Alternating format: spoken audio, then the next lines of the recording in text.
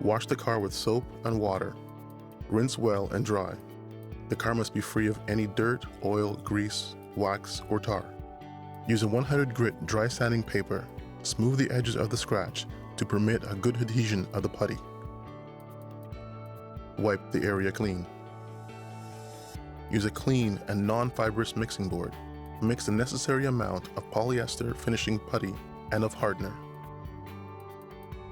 Use a spreader and apply the putty evenly and firmly to maximize adhesion and to ensure minimal air entrapment. Use proper quantity and spread evenly. Let dry from 15 to 30 minutes. Before sanding, protect the area surrounding the repair with masking tape. Using a sander or sanding block with a 180 grit dry sanding paper, level the surface. Wipe once again with a clean cloth. The area must be masked before applying the primer.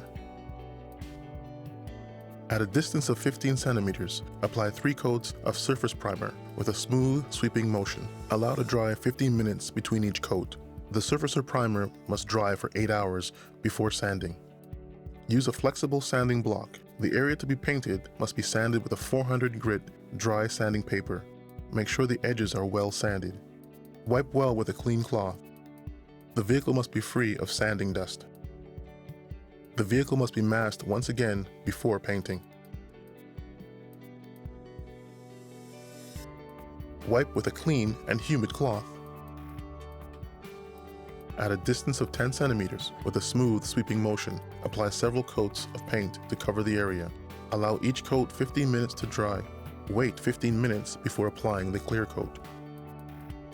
At a distance of 10 centimeters, apply 2 wet coats of clear coat within an interval of 15 minutes.